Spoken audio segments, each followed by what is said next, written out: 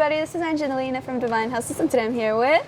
your boy, Mikey Garcia. Hey! Don't forget to like, comment, and subscribe, and stay tuned for the rest of the interview. See you soon.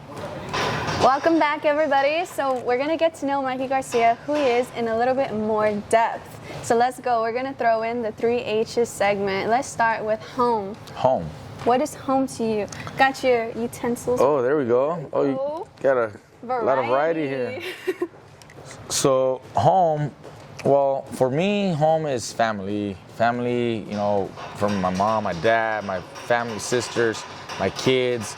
So when I think of home, I'm thinking about maybe a nice home-cooked meal, you know, big table, my kids and my family, everybody sitting around, you know, Thanksgiving every day. Like a Thanksgiving dinner, you know, that's home. Being able to tell stories, you know, and being able to laugh and just, you know, create memories, you know, and remember stories from the past, you know, stuff like that. So that's what I consider home. I think it's very important to have those moments with your family. You know, a house by itself is just a building. Drywall and cement. Yeah, it's just a building. You know, what makes it home is that family, that bond, the laughter, the warmth. Yes. Yeah. So when we're talking about home, you know, like I said, I'm thinking, and I gotta draw. Yeah, you did it all backwards, homie. I didn't get to draw. He explained it after the effect, before. I mean, let me see how good I can draw something here. You're not gonna judge me, are you? Nah. Too much? I'm just, maybe in my head. No, I'm just kidding. Okay, so we got our table here. And then we have, are you gonna be critiquing too much? No. Got it. Just gotta see what your masterpiece is and you show it to the camera. I'm not gonna be able to do a masterpiece with this. I'm doing stick figures over here. Show them what you got. I'm doing stick figures over here. But at least they'll be able to get the idea of what I'm talking about. Thanksgiving dinner every day. Yep. It's I think the see I because of boxing I missed some of the meals, some of the dinners for the holidays. Yeah. Because I was always in training, I was always you know, on diet.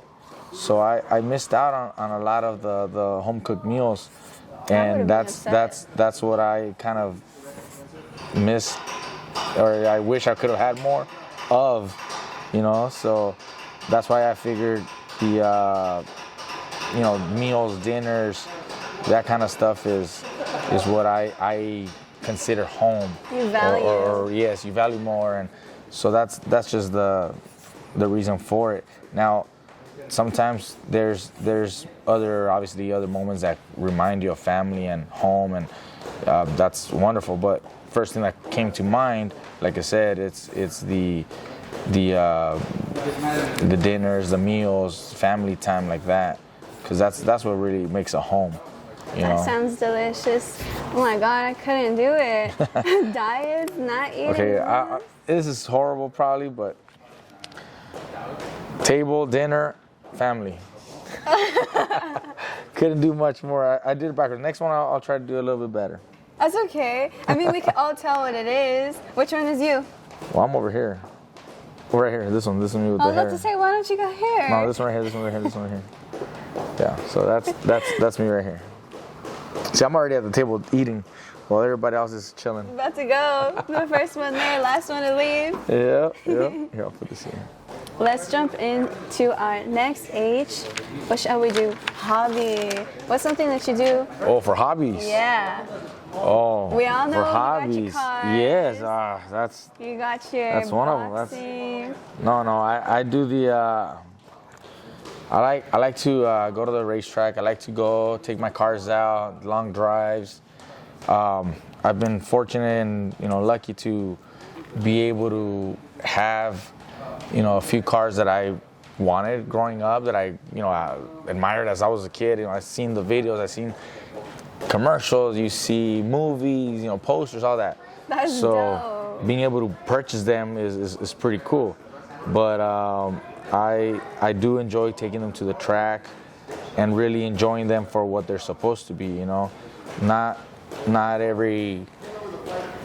everybody's able to do that, for reasons.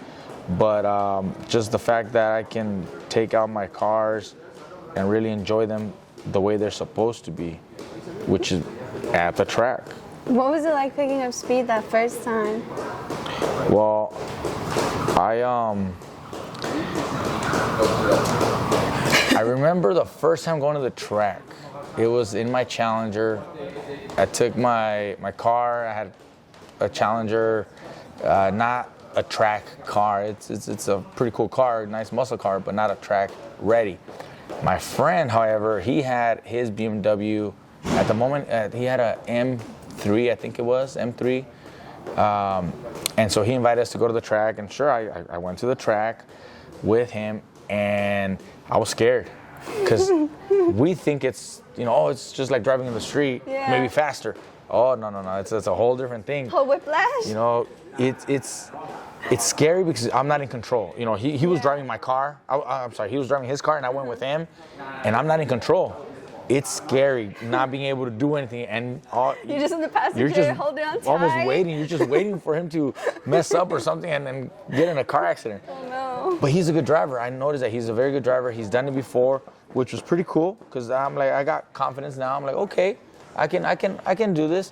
So then it's my turn. I get in my car, and he's guiding me, teaching me, what to do. So as I start taking off, I'm going slow. Okay, I'm going pretty slow at beginning. What's slow for Mikey Garcia? Well, depends on the track and the stretch of the speed, but I'm going slow. If everybody else is going, say, 80, 90 miles an hour on certain areas, I'm going about 50, 60. So that's slow. It took me a while to get the hang. Yeah.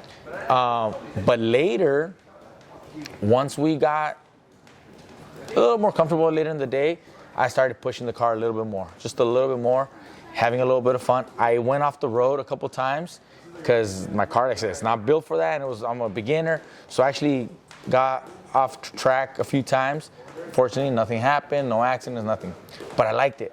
So then, a couple years later, by then I actually am able to buy my car that I wanted. Dream car. It was a Viper. It was a 2017 Dodge Viper GTSR ACR track ready car, like a fucking badass car.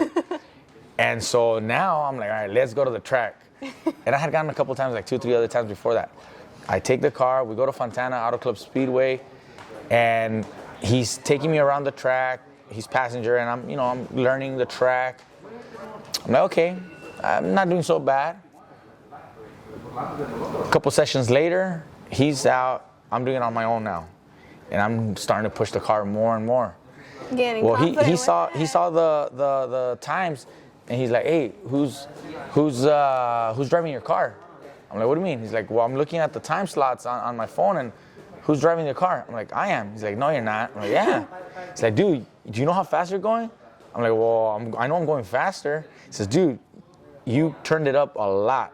The first times that I went with him, the top speed that I had hit was about 120 on the stretch here in Fontana Auto Club Speedway, with the overall lap time of 2 minutes and like 10 seconds, 2 minutes, 5 seconds, somewhere in between there.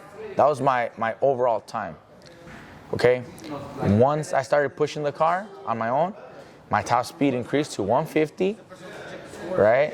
And then a lap time of 156, 158, somewhere in there. So bringing it down those seconds and going that speed, he didn't believe it was me.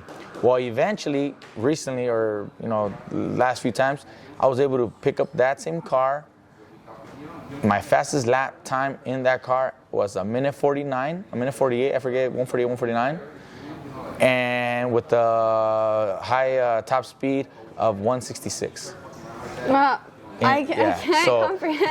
That's the difference. A little bit of experience, more confidence, and that's where I'm at. Bro, and I was driving that right now. Yeah. I'm driving the car. I get scared when I push 50 and a 40 speed limit. Well, I mean, there's no speed limit there. It's a track, you know, so I'm able to really go faster. Mikey's about to fly up into space. I mean, if you ever get a chance, I'll invite you next time or something. You guys can come out there, because it's really fun to be able to go to the track and see what the cars can do. I've never been. I just saw in movies. Oh, But you're talking about hitting almost it. 200. Ooh. Well, that's what it takes, man. It sounds like you're very passionate about it. I'm glad that you found something that you can fall in love with all over again. Yeah. I feel like that's something that a lot of adults in general feel that they can't fulfill. Like that satisfaction, you know? They're like, oh, I retired from my job. And they don't have anything else to do or look to forward. I enjoy it. I'm actually, look, as I was driving over here, no lie to you, as I was driving over here, I was online looking at different racetrack days that I could go to. I was already looking at the tracks. That's what you're all about. And that was just, you know, because I love it. I really do enjoy it. The way I see it is, what good is having a car like that if you don't really enjoy it? And the only way to really enjoy it is on the track. You know, you can go on drives, like I go on a few cruises, driving rallies, and that's always fun too. But it's not always gonna be as fun as a track, because you can't go as fast, or even if you do go fast, you're risking accidents, tickets at the very least, and you don't want to do all that. Do it the right way. Do it the right way, go to the track, and that's where you can really enjoy it. So look, there's my car. You got it down though. Yeah, that's See, a little bit better. He loves his car so much, he knows it by like memory. That's my Viper, big wing.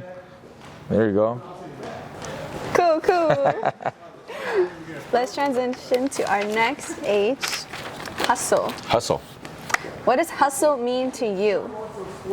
Well, to me, okay, let me get here. This one. Okay, hustle to me means a few things, but if I break it down, or if I condense it, hustle to me is the drive to succeed. Now, success can mean several things. It could be financial, money. That could be, you know, part of success. Accomplishments. Happiness. You know, happiness, accomplishments, you know, fulfillments. You know, success can be measured in different ways. To me, I think it's overall a little bit of everything. You want to be financially stable. You know, we want to have a good, you know, way to provide for your family, for your loved ones. You know, financially. You also want to be fulfilled with some degree of accomplishments, whether it's in a career or whether it's a recognition, or, you know, tasks, anything that gives you that satisfaction of fulfillment.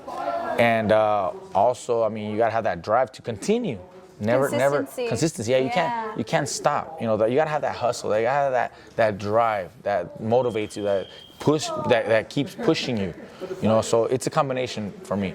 So when I'm thinking about hustle, you know, I'm thinking, like I said, I'm thinking some financial money, because you gotta have the money to be able to provide for your family, for your loved ones. So let me do this here if I can. How many right turn is this? Oh, stack of cash. Yeah. Oh, see, you're getting better at this. I'm trying.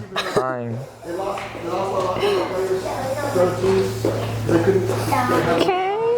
Maybe art can be a new hobby. Maybe, right? The detail. Okay, so cash. The detail.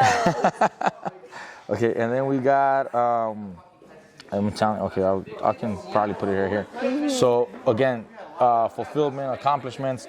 So in my case, it's the championship belts for me, because I was able to accomplish my goals and dreams in the sport of boxing. Was that always your dream, like growing up? Not really. Not really. What was your original? I never really saw myself or imagined myself as a champion, as a fighter. Mm-hmm. I always assumed I would be more into law enforcement. I was always interested in law enforcement, but I was also interested in becoming an attorney, possibly. I mean, that was growing up, so I maybe Reading didn't. the books. Yeah, maybe didn't know exactly what I wanted, but eventually boxing took over, and boxing really showed me, you know, a good career, a good future, and so I was able to really focus on that, and you know, I'm happy with my decisions. I'm happy with my decision because it really brought me to another level. So my belt, you know, financial money and my accomplishment there, and then like I said, that drive. What drives you? Well, in my case, it's my kids. My kids, they drive me because everything that I've done is basically for them. As an athlete, of course, you learn discipline. But with your children, other than discipline, what have they taught you? Well, it's a different kind of learning once you have kids. The love is different. The love teaches you different. The love that you have for them is different. They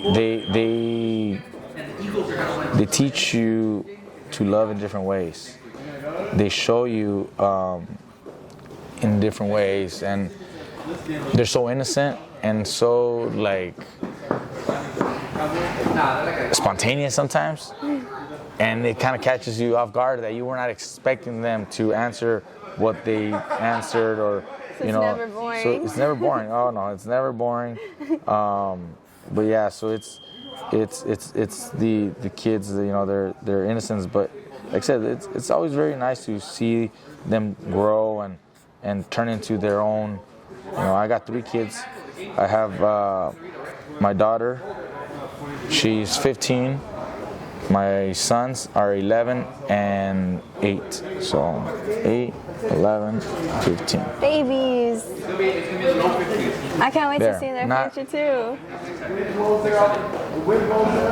Not too bad. It's cool. My favorite is the money. That one came out pretty good. Yeah, pretty cool, right? Yeah, You can tell right away. Well, that's so sweet. Yeah. Welcome back, everybody. We're now going to be introducing our new segment, our Insta Cues. Let's see what they got for you, okay? Let's see. So, this one says, first of all, he complimented you. He said Mikey Garcia has great skills. Oh, thank you. Appreciate it.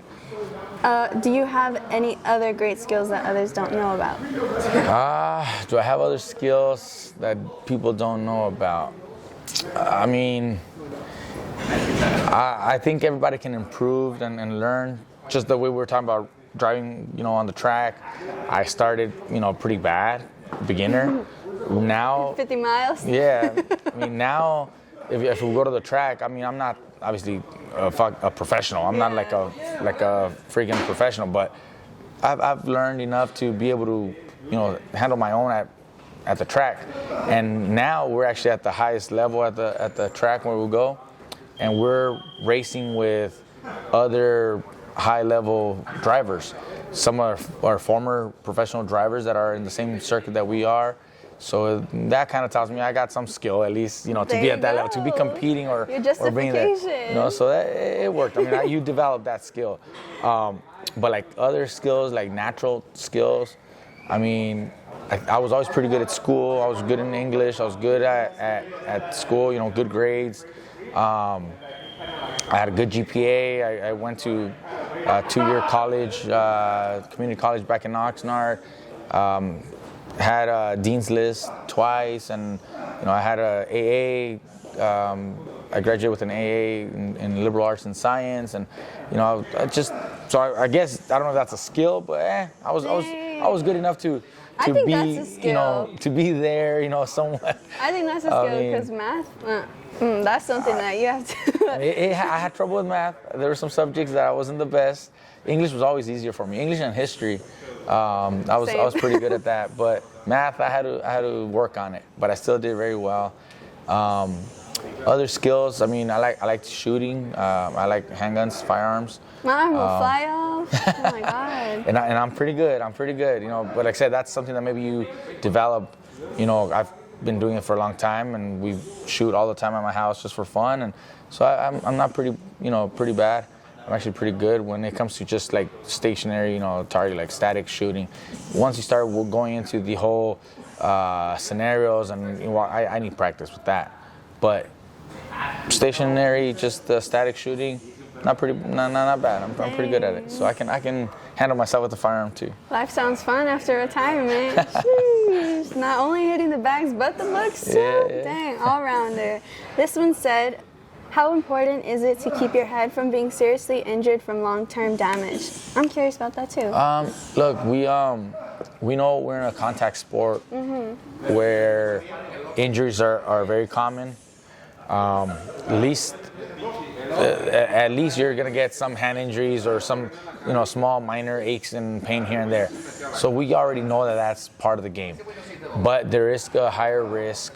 There is this chance that you might sustain longer lasting injuries from the punches, from the blows, from the fights. We just don't think about that. Once we're getting ready for a fight, or once we're already walking out to the ring, we don't let that bother us. We don't let that get in our head. It's just a switch? It's like a switch. You turn on a switch and you're focused on the fight. You're focused on the training for the fight and executing, and that's it.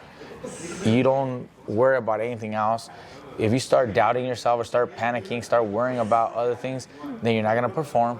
You might actually end up getting hurt because you're not gonna be focused on the fight. You're not gonna be focused on the opponent, on the punch, on what you need to be doing. Your focus is gonna be somewhere else, and that's gonna leave openings for your opponent to actually hurt you.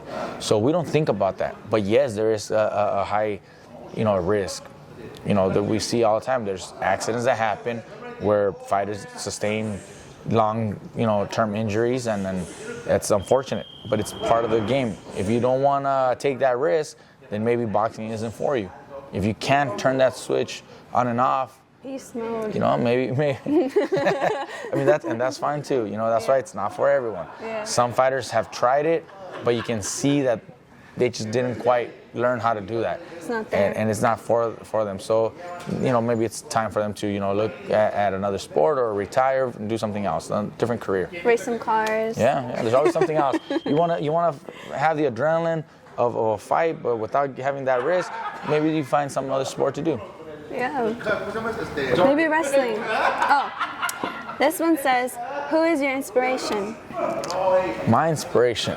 Oh, well, I never really looked up to one particular fighter that I could say like, oh, he inspired me, or I looked up to him, and that's who I was trying to, imitate or follow footsteps. I didn't have one particular fighter. I looked at a lot of fighters that I grew up watching.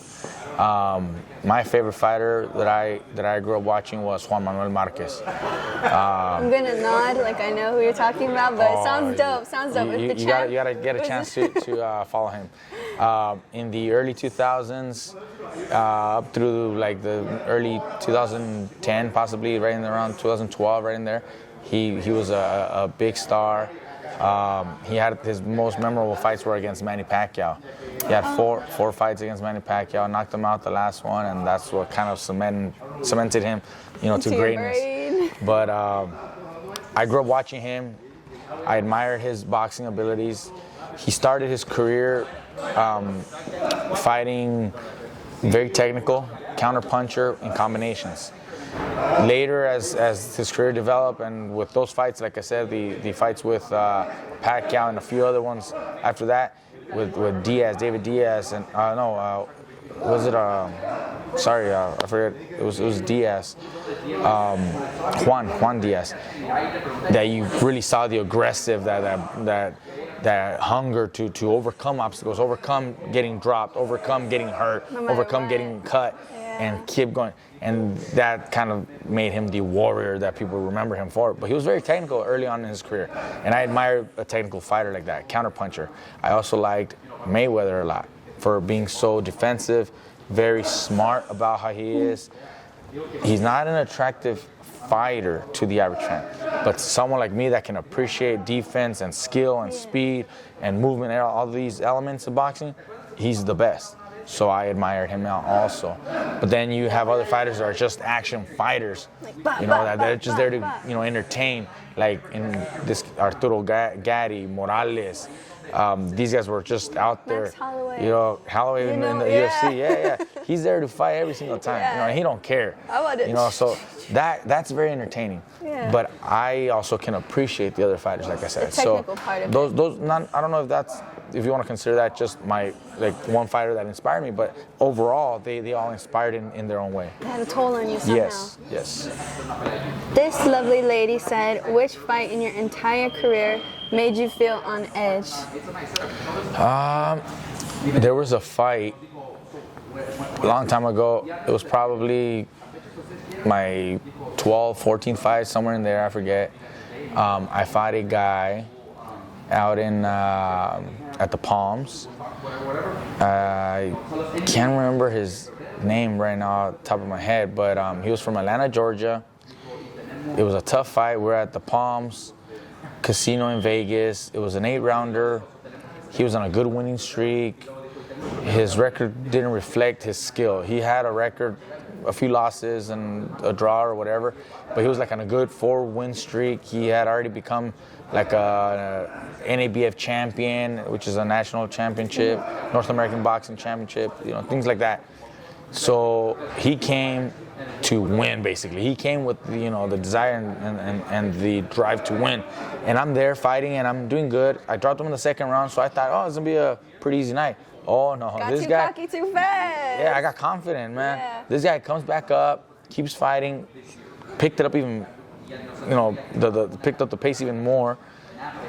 He really brought it on, and it was a tough fight. It got me thinking, damn, I thought this was gonna be an easy night, after I dropped him in the second round. But no, this guy kept coming. Came back up. Yeah, and stronger. So it took me a few more rounds to really get my rhythm going. But I was fortunate to hurt him. I think it was like the end of the 6th round, 7th round, I forget which round it was. I hurt him and he stumbled back to his corner. So I'm like, okay, he's hurt. This next round, I'm really gonna put it on him. And sure enough, that next round, I picked it up. I picked up right where I left off that previous round, and I was able to hurt him, and the referee stopped it. But for a while, though, that fight was, it was kind of like unsure. It was back and forth. So it had me on the edge because you don't know what's gonna happen because he was strong. He was very strong, very determined. And the what made it more interesting was that I did drop him, and I thought, okay, it's gonna be an easy night, second round. No, he came back up, and he really pushed me, to the limits, So that was one of them. And that, like I said, that's way back when I was still developing.